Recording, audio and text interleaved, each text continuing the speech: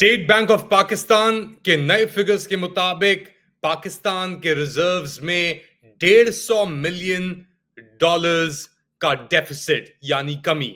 Late Ali show you के इस episode में आप सबको खुशामदीद। To like, subscribe and share this content. State bank of Pakistan ने अपने करंट अकाउंट बैलेंस को शाया किया है और एक माह के अंदर जुलाई अगस्त FY 2026 करंट अकाउंट डेफिसिट के अंदर 150 मिलियन डॉलर की कमी आई है कंपेयर टू जुलाई अगस्त FY 2025। यानी एक साल के अंदर 150 मिलियन डॉलर आपके रिजर्व जो है, करंट अकाउंट बैलेंस जो आपका चलता है, उसके अंदर कमी आई है। वजूहात क्या है, इसके ऊपर एक इंटरव्यू लाइन अप कर रहा हूं मैं अली खजर के साथ, जो मजीद बात करेंगे कि इन्वेस्टमेंट पाकिस्तान से क्यों गायब हो रही है ऐसे वक्त में जब आपकी इकोनॉमी बिल्कुल ही एक लेच पे आके खड़ी हो गई है, जहां से अगर वो गिरी तो एक दूसरी तरफ अंधेरा ही अंधेरा है।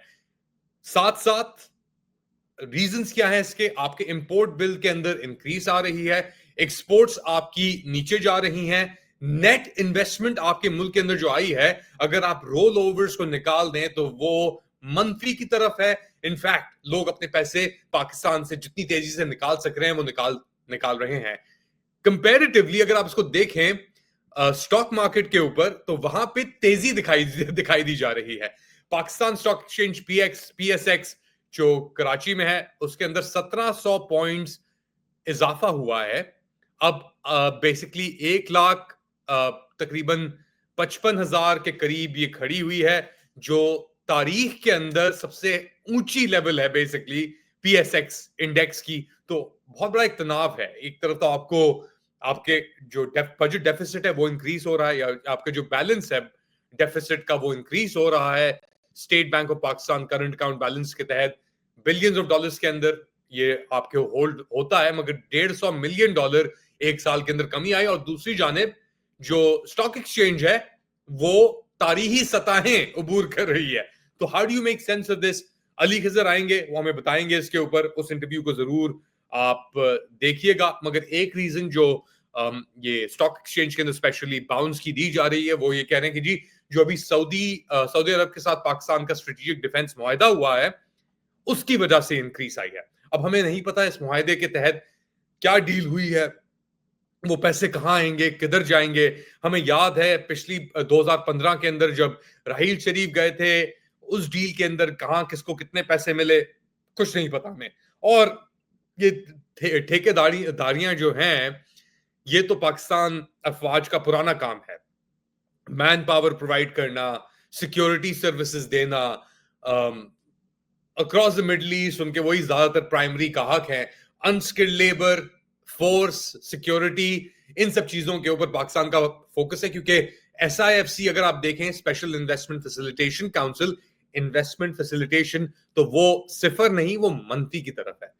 जो पैसे यहां पे इन्वेस्ट भी हुए थे वो भी निकल के अब चले गए। आपको याद होगा यामाहा मोटरसाइकिल्स ने हाल ही के अंदर अपना ऑपरेशंस बंद किए हैं पाकिस्तान के अंदर, और अपनी प्रोडक्शन फैसिलिटीज को बंद किया है। और वो कह रहे हैं हम स्पेयर पार्ट सप्लाई करते रहेंगे यामाहा मोटरसाइकिल्स के लिए, मगर इन्वेस्टमेंट आपके मुल्क से गायब हो रही है। तो उसके बाद इंक्रीज क्यों हो रहा है? अच्छा, उस चीज को लेकर ये जो Saudi Pakistan strategic defence agreement हुआ है, इसको लेकर रिएक्शंस भी आ रहे हैं। जो पटवारिस्तान है, जो प्रो रजीम अनासिर हैं, जिसके अंदर उमर चीमा है, अंसार अब्बासी, दीगर और लोग हैं, वो इसको कह रहे हैं कि जी सेकंड कमिंग ऑफ क्राइस्ट, के यानी नाउजुबिल्ला के यानी कोई ऐसी चीज आ गई है पाकिस्तान के पास के दुनिया के अंदर या जिंदगी में उसके पहले कभी ना मिली हो। ऐसे वक्त में जब हमें यही नहीं पता कि उस अग्रीमेंट के अंदर क्या क्या पर्टिकुलरिटीज हैं, क्या क्या चीजें हैं, एक चीज जरूर इसके ऊपर कहनी जरूरी होगी, क्योंकि ये इशू मैंने कवर भी किया हुआ है बहुत एक्सटेंसिवली। जमाल खशोगी, जो सऊदी डिसिडेंट राइटर थे, वॉशिंगटन पोस्ट के लिखते थे, एम्पायर का हिस्सा थे, पाकिस्तान के अंदर ही बहुत टाइम गुजारा, एक सऊदी इंटेलिजेंस एपरेटस का एक बहुत अहम हिस्सा थे जमाल खशोगी। उनके भाई, उनके जो अंकल थे अदनान खशोगी, वो गन रनिंग करते थे CIA के लिए। दुनिया के सबसे बड़े वेपन स्मगलर्स के अंदर अदनान खशोगी का शुमार होता था। इनफैक्ट उनकी जो किश्ती थी, एक यॉट, प्लेजर यॉट, वो ट्रंप ने बाद में जाके भी ली। तो जमाल खशोगी बहुत ही अहम किरदार था सऊदी अरब के अंदर, और उसको 2018 अक्टूबर के अंदर इस्तांबुल एम्बेसी में कत्ल कर दिया गया। और ये जो कत्ल था, इसके लिए एक स्पेशल टीम भेजी गई, 2 स्पेशल टीम्स भेजी गई सऊदी अरब से वाया इजिप्ट और यूएई के थ्रू, और वो प्राइवेट प्लेन्स लैंड हुए रात को। अगले दिन, ये मेरे ख्याल से 3 अक्टूबर की बात है, क्योंकि मैं बाहर खड़ा था एम्बेसी के, जो सऊदी कॉन्सुलेट थी इस्तांबुल के अंदर उसके, और वहां पे जो हुआ वो हुआ। और फिर टर्क्स के पास टेप्स भी मौजूद थी, दीगर और चीजें मौजूद थी टर्की के पास, टर्किश इंटेलिजेंस के पास। और इसके बाद हमें ये नहीं पता कि उसका जिस्म कहाँ गया, मगर ये जरूर हम जानते हैं कि उसके जिस्म को काटा गया।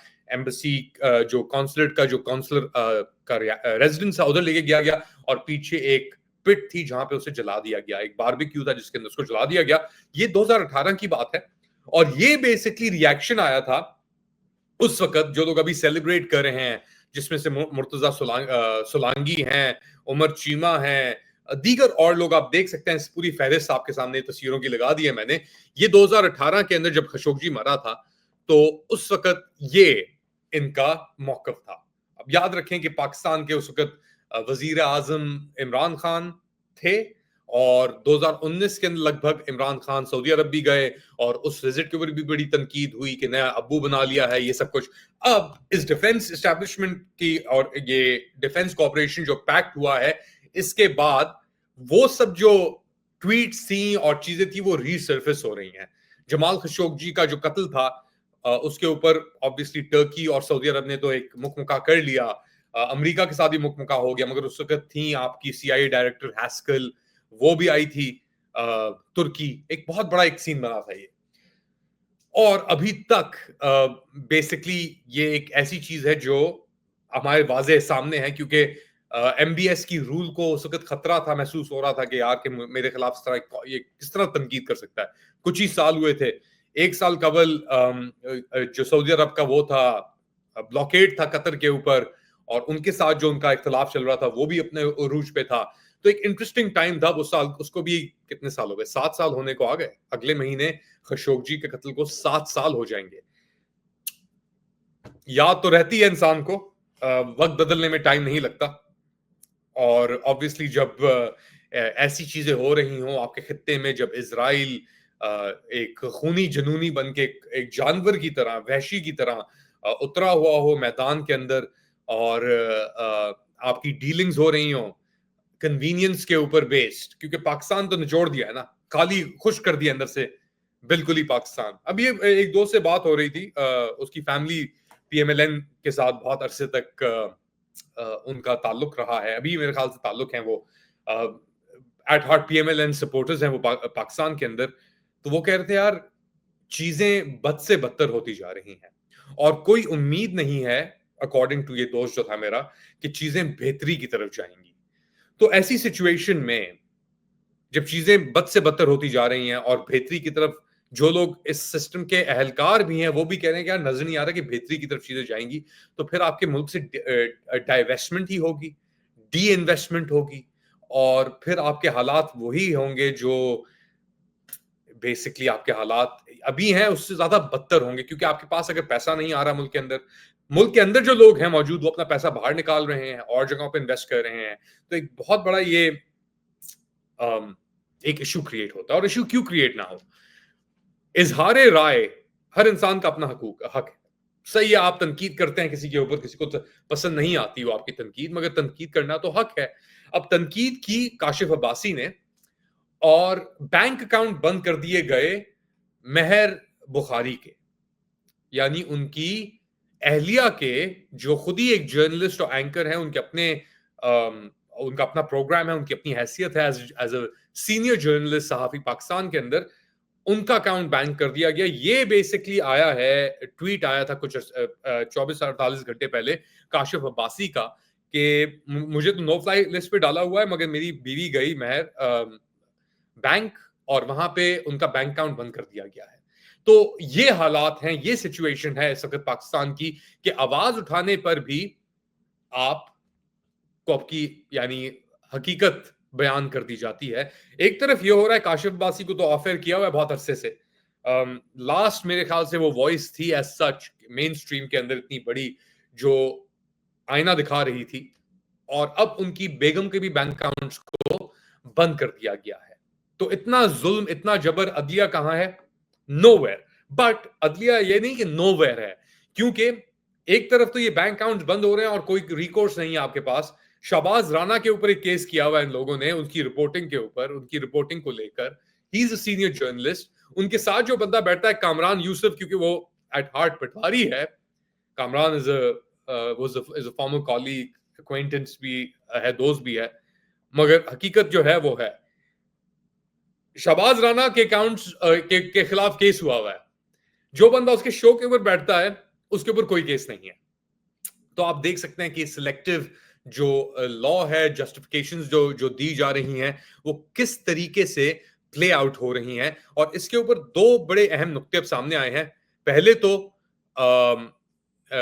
तो इस्लामाबाद हाई कोर्ट के अंदर जस्टिस बाबर सत्तार ने ऑर्डर दिया था, एक सिंगल बेंच उनका जो ऑर्डर था कि PTA chairman major general Hafizur Rahman को हटाया जाए, क्योंकि उनकी जो अपॉइंटमेंट थी वो इलीगल थी। और उनकी वजूहात भी बड़ी डिटेल्ड असेसमेंट के अंदर उन्होंने दी थी। अब एक और बेंच ने, इस्लामाबाद हाई कोर्ट की डिवीजन बेंच ने, जिसके अंदर जस्टिस मोहम्मद आसिफ और इनाम अमीन मिन्हास ने, बाबर सत्तार की डिसीजन को रिवर्स कर दिया है। और जो ये आपके रिटायर्ड मेजर जनरल मौलाना हफीजुर रहमान साहब हैं, इनको दोबारा तैनात अपनी पोजीशन पे लगा दिया है। यानी कुछ ही अरसा लगा। जब जस्टिस देनी होती है, अपने हक में जस्टिस देनी होती है या इनजस्टिस करनी होती है, तो उसमें टाइम नहीं लगता। जस्टिस देने में वक्त ही वक्त है।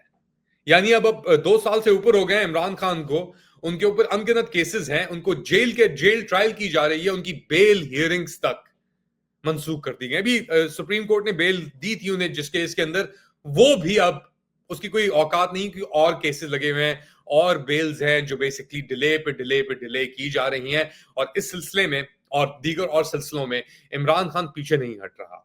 इनके एक्स अकाउंट को इलीगल करार देने की कोशिश कर दी जा रही है, लेकिन मुल्क दुश्मन अकाउंट है, क्योंकि वो हकीकत बयान कर रहा है वो अकाउंट। अब इमरान खान ने एक लेटर लिखा है पाकिस्तान के चीफ जस्टिस याया अफरीदी को, जो बेसिकली लतीफ खोसा साहब एडवोकेट और सीनियर पीटीआई के लीडर हैं, उन्होंने डिलीवर किया है सुप्रीम कोर्ट को। और ये 16 सितंबर को ये लेटर था और इसकी कॉपी अब अपना यानी लोगों तक पहुंच गई है। इसके अंदर इमरान खान कह रहे हैं कि जिन कंडीशन में रखा जा रहा है उनको, उनकी अहलिया को, बुशरा बीबी को, उसके ऊपर उन्होंने इशू उठाया है। उनके तोशेखाना और अलकादर ट्रस्ट केसेस के ऊपर जो उनके खिलाफ कार्रवाइयां की जा रही हैं, उसके ऊपर उन्होंने इशू उठाया है। और बेसिकली ये भी कहा है कि बेल हियरिंग्स भी नहीं ली जाती इनकी। 772 दिन से उन्हें एक पिंजरे के अंदर, 9x11 के पिंजरे के अंदर रखा गया है। बेसिकली आइसोलेशन के अंदर और इन्फोर्स साइलेंस के अंदर उनका कोई राब्ता नहीं है। बाहर के किसी भी बंदे से, अपनी बहनों से हो जाता है और लॉयर से कुछ हो जाता है, शायद वहां पे साफी मौजूद हो जो ये बेसिकली सब नोट करते हैं, मगर इसके अलावा उनको नजरबंद कर दिया गया है। उनके लॉयर्स और उनके खानदान से भी जो मीटिंग्स होती हैं वो किसी वक्त भी कैंसिल की जाती हैं, सिर्फ एक बंदे के इशारे पे। और उस बंदे का नाम इमरान खान ने अपने एक्स अकाउंट पे आके एक बार फिर दोहराया है। वो बंदा है पाकिस्तान का army chief field marshal general Asim Munir. इसीलिए राना सनाउल्लाह कह रहे हैं कि जी ये जो अकाउंट है ये एंटी स्टेट एक्टिविटी कर रहा है, क्योंकि नाम ले रहा है आर्मी चीफ का बकायदा। तो यहां पे इस वक्त आसिम लॉ मौजूद है पाकिस्तान के अंदर, कोई इसके अंदर ड्यूल डिनायल नहीं हो सकती। और इमरान खान का ही जो केस है और उनके साथ जो रवैया किया जा रहा है, ये इस बात का वाज़े सबूत है कि इस तरीके से किसी को टारगेट करना अपने पर्सनल मफाद के लिए। मुल्क गया भाड़ में, एक्सटेंशन वो भी मिल जाएगी क्या? नहीं, मुल्क के अंदर सब चीजें टूट चुकी है ना, सब कवानीन तो टूट चुके हैं। तो इट्स डिफिकल्ट टाइम और जस्टिस इनजस्टिस में हो चुकी है तब्दील। इस्लामाबाद हाई कोर्ट खत्म हो चुका है, सुप्रीम कोर्ट खत्म हो चुका है, अदलिया का कोई निजाम नहीं है। तो सवाल ये बनता है कि खत खिताबत क्यों चल रही है? We don't know. Imran Khan में भी नोज और अल्लाह बेहतर ज्यादा जानता है। वो अब उसके पास वो हथियार तो उठा नहीं हथियार तो उठाने के लिए नहीं कह रहा वो। हाँ, एक कॉल जरूर दी गई है 27 सितंबर की, पूरे मुल्क के अंदर एक हड़ताल की इमरान खान की तरफ से। ऑब्वियसली जैसे वो दिन करीब आएंगे उसके ऊपर ही हम शो करेंगे, बट इट्स क्लियर क्या हो रहा है मुल्क में, आपके सामने भी हमारे सामने भी। जाने से पहले एक और अहम खबर है, इंडिया का रिस्पॉन्स आया है ये Saudi Pakistan security arrangement deal के ऊपर। इंडियंस कह रहे हैं कि वो सिचुएशन को देख रहे हैं अपनी स्ट्रेटेजिक इंटरेस्ट के थ्रू, वो जानते हैं कि ये चीज हुई है और ये मुआहिदा पहले मौजूद था इंडियंस के मुताबिक, मगर इसको अब फॉर्मलाइज कर दिया गया है इस अग्रीमेंट के तहत, और इसके वाइडर इम्प्लीकेशंस भी होंगे, क्योंकि इंडिया कहता है कि अपनी स्ट्रेटेजिक इंटरेस्ट को वो कहीं दस्तबरदार नहीं कर सकता। पाकिस्तान एक एटमी कुव्वत है हिंदुस्तान की तरह, और अगर एक एटमी कुव्वत एक और मुल्क को एक अम्ब्रेला प्रोटेक्शन, अम्ब्रेला या डिफेंस का अग्रीमेंट कर रही है, और वो हुकूमत भी कह रही है कि सऊदी अरब फॉर एग्जांपल कि हम पाकिस्तान के दिफा में आएंगे अगर उसको अटैक हुआ, तो इसके अंदर इंडिया डायरेक्टली इम्प्लिकेट और इन्वॉल्व होता है। आप लोग क्या समझते हैं? बताएं मुझे कमेंट सेक्शन के अंदर। कोशिश जारी है, हिम्मत जारी है, मेहनत जारी है, कब तक अल्लाह बेहतर जानता है। But do like, subscribe and share this content. अपना ख्याल रखिएगा। थोड़ी देर बाद एक अपडेट के साथ दोबारा हाजिर होऊंगा। अली खिजर का इंटरव्यू आ रहा है वीकेंड पे, उसे मैं रिलीज करने की कोशिश करूंगा, मगर पहले रिकॉर्ड कर लूं उसे। अपना ख्याल रखें। थोड़ी देर बाद दोबारा आपके साथ हाजिर होऊंगा। अल्लाह हाफिज।